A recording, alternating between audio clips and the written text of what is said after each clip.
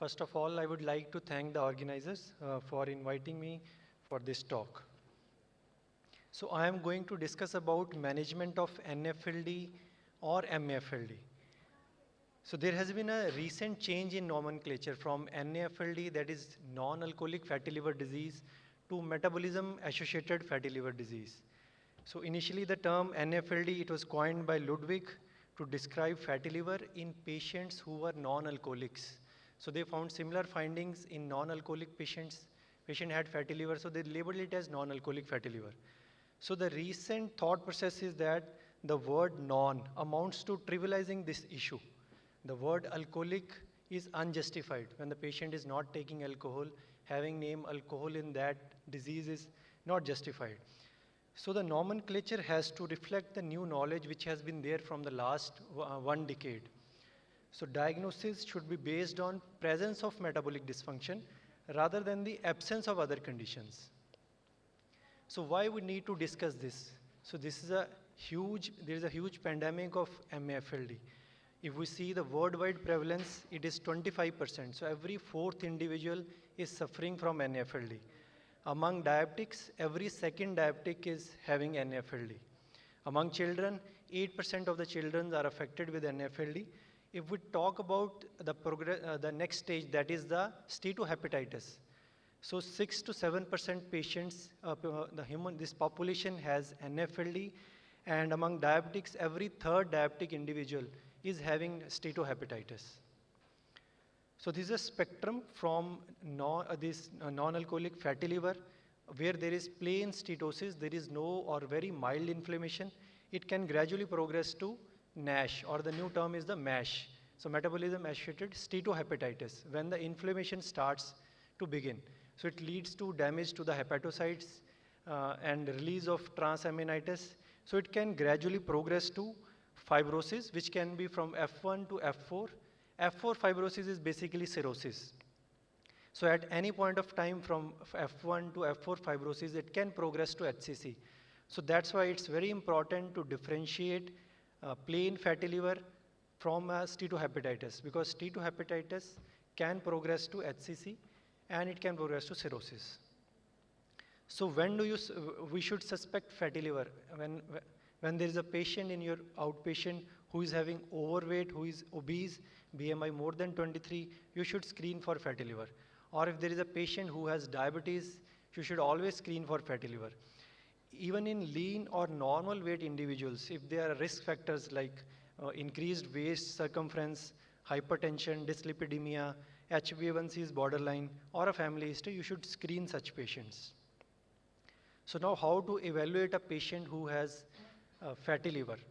We should see for other risk factors like diabetes, metabolic risk factors, any family history. We should also take a history of alcohol. Previously it was like NAFLD was labeled for patients who didn't took alcohol.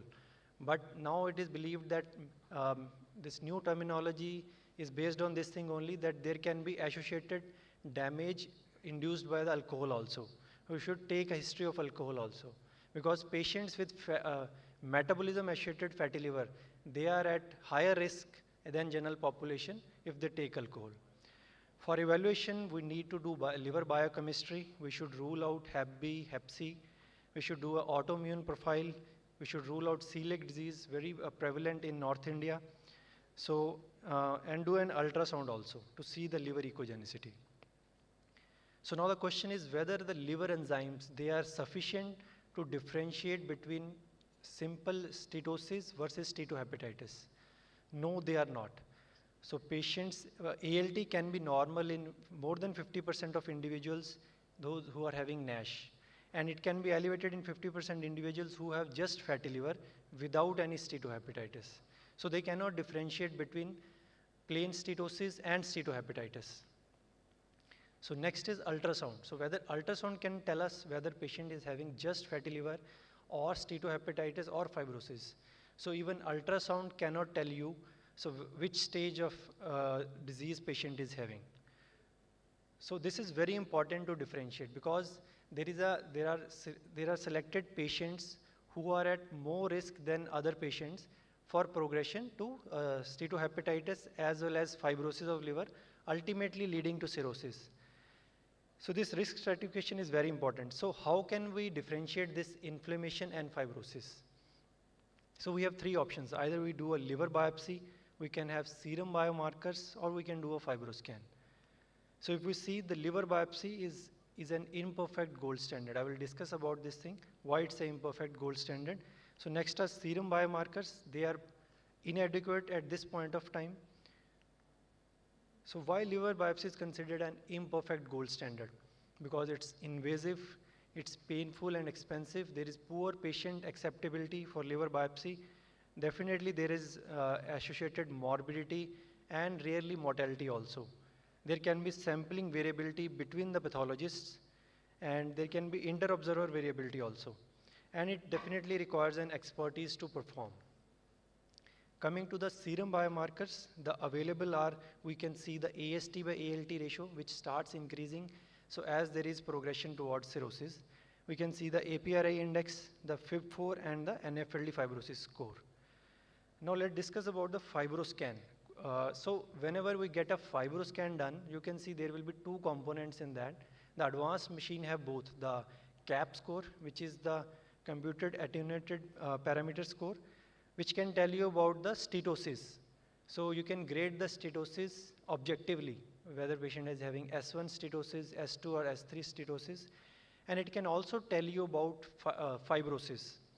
So you can grade fibrosis based from F1 to F4. So F4 is your cirrhosis. But important thing is you should always do it in a fasting state, and patient should not have any active hepatitis, active inflammation, so which can lead to an abnormally high values. So NFLD doesn't just affect the liver, it's a multi-system disorder because it is a metabolic dysfunction. So patients usually have diabetes, patients have obesity, so it affects various organs. There can be associated sarcopenia, CKD, osteoarthritis, coronary artery disease. There is an increased risk of stroke in such patients, skin disorders, polycystic ovarian syndrome, OSA, gallstone disease. So all these diseases can be associated. We need to evaluate the patient accordingly. Coming to the management of NFLD, the most important thing in management is weight loss, so for which you need to counsel your patients regarding diet and exercise. So this is the most important thing in the treatment. Pharmacotherapy I'm going to discuss. So it is required in a selected group of patients. Not everybody needs pharmacotherapy. This includes vitamin E, pioglitazone, saroglitazar. These are the approved drugs. These are the only 3 approved drugs in NASH. So there are upcoming drugs which are already being in use for diabetic patients, including the GLP-1 agonists, liraglutide and semaglutide, and the latest one are the SGLT2 inhibitors. So I'm going to stress a little bit about lifestyle guidelines. So what does the recommendation say? They say that patient should have a 500 to 1000 kilocalories of deficit, so that there is a weight loss of half to 1 kg in 1 week. So you should tell your patient specifically to avoid fast food, snacking, and avoid processed food items. They can be suggested about a Mediterranean diet. Regarding weight loss, so the target is to have a weight loss of 7 to 10%. Exercise, tell your patients about aerobic exercise, resistance training. So if you explain them, they're going to understand the importance. Bariatric surgery definitely helps some patients who have a BMI of more than 35 or maybe 40. So why I'm talking about, so what does the guidelines say about weight loss? If somebody loses 3% weight, so he's going to improve his steatosis. At 5% weight loss, so there is benefit in steatohepatitis. There is reduced ballooning, reduced inflammation. At 7%, there is complete resolution of the steatohepatitis. And at 10% weight loss, patient can expect reversal of the fibrosis even. So that's why we tell the patient to have 7 to 10% weight loss. So again, I'm stressing how can we deliver effective lifestyle changes in a real world? Because this is the most important aspect of treatment of NASH. So we can't just tell the patient very vaguely that you lose weight. We have to tell them specific things. We should tell them what this disease is, how it can progress to cirrhosis and even hepatocellular carcinoma. Address the misconceptions that You can't just take it casually. Explain about energy balance. You have to keep a negative energy balance of at least 500 kilocalories a day. Set a smart weight loss target. Tell your patients then when you come for a follow-up after 2 weeks or 4 weeks, you should come with a 1 to 2 kg weight loss. Use appropriate interventions. Tell them about regular meal patterns. Tell them to reduce snacking, portion control, avoiding fast food and night eating. So you can also tell your patients to monitor the calories. There are now apps available. They can use web-based these things also. Also teach them about how to read a nutrition information label. So that is the most important thing. So most of the people don't know how to read the nutrition labels. So whatever they are buying from market, they should know what they're eating. So something to cheer for people who love coffee. Coffee definitely helps in improving the liver health. It reduces fatty liver, reduces hepatitis, and definitely reduces the risk of liver cancer. So as I discussed, so pharmacotherapy, who needs pharmacotherapy? So all the guidelines, the American guidelines, European guidelines, and the Asia Pacific guidelines, they are unanimous in this thing that those who have just fatty liver, those who do not have fibrosis or hepatitis, they do not need any pharmacotherapy. And now is the time for precision medicine. So there are various genes which has been implicated. The most important is the PNPLA gene, and there is another gene TM6SF2 which leads to dyslipidemia. So based on these genes, now there are being molecules, targeted molecules which are being researched so that we can have a tailored therapy so that every person should benefit from that therapy. We can also use an body composition analysis. So this is very important. So especially for patients who have a lean NASH. So they will tell you that I have a normal body weight, then why I'm having a NASH? So if you get a body composition analysis, you will come to know that he might be having a abnormal body composition. He needs to lose fat and he needs to gain some muscle mass. So coming to the pharmacotherapy, the 3 approved drugs are vitamin E, pioglitazone, and saroglitazar. Patients who have associated diabetes, you can consider using metformin, GLP analogs, liraglutide, semaglutide, SGLT2 inhibitors, some role of vitamin D also, and probiotics. And there are other drugs which have been found to inhibit fibrosis. They are in the pipeline. So various drugs act at various pathways. I'm not going to the detail. So vitamin E this was a crucial PIVENS trial. So the dose of vitamin E used is 800 international units per day. It has been found to be helpful in reducing the ALT, AST, and fibrosis also. Regarding tolerability of vitamin E, mostly it has been found to be tolerable. There has been some concerns regarding hemorrhagic stroke risk and increased prostate carcinoma. Pioglitazone, not very favorite among clinicians, usually not tolerated well, leads to weight gain and some bladder cancer risk. And now we have better drugs, so not commonly used. So saroglitazar, again a very good molecule. So it acts on PPR alpha and PPR gamma. So patients who have diabetes, dyslipidemia, they definitely benefit from saroglitazar.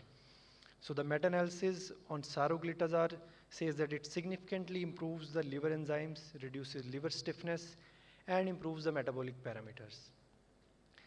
Liraglutide, which is a GLP-1 agonist, it's an anti-diabetic drug found to reduce fibrosis. Only issue is it is available in injectable form, and it's quite expensive. So the other this analog is the semaglutide, which is now being, you can say, misused in patients who are obese. So it definitely helps in resolution of NASH, still in investigational stage.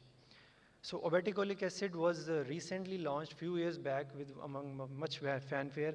So definitely the trial suggested that it is quite beneficial, but there was a black box warning for obeticholic acid because above the dose it was causing liver decompensation, and there is very poor tolerability for obeticholic acid because 70% patient report pruritus, which leads to discontinuation of the drug. It also increases the cholesterol and LDL levels. So to summarize my talk, so MFLD is fat in liver. We have to find whether the patient has associated inflammation or not, and there is associated fibrosis or not. How does it occur? There is excess fat, which starts accumulating. There is insulin resistance, oxidative damage, so it's a metabolic dysfunction. How big a problem it is? So it's huge. We need to understand. So it's a second leading cause of transplant in US, and we are not far behind. So who should be screened? Those who have obesity, diabetes, dyslipidemia, patients with hypertension. How to manage? So lifestyle modification. So weight loss is the key. So this is the main treatment. So pharmacotherapy should be reserved for selected group of patients. Thank you.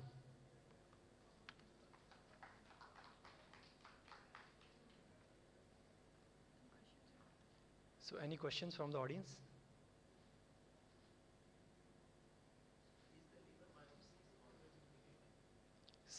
So as I discussed, so it is a imperfect gold standard because it's invasive and you are just taking, you can say 0.1% of the liver. So that's why it might not reflect the actual disease. So it is recommended when we do not know most of the time in clinical practice, when we do not know the exact etiology of the disease, to find out the etiology like autoimmune hepatitis, Wilson disease, hematochromatosis. So that's when we try to do a liver biopsy. So just to find out fibrosis, most of the time it is unacceptable for the patients.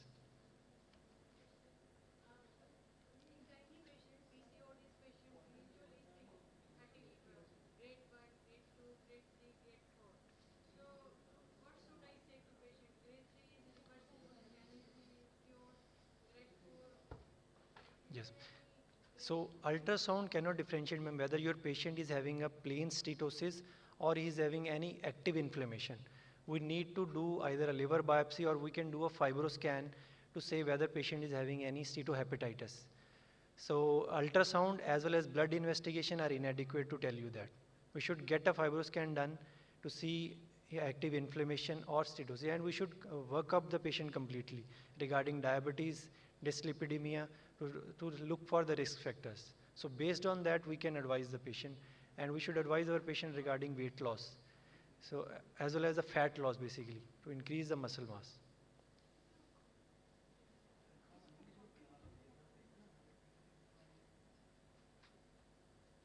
Thank you.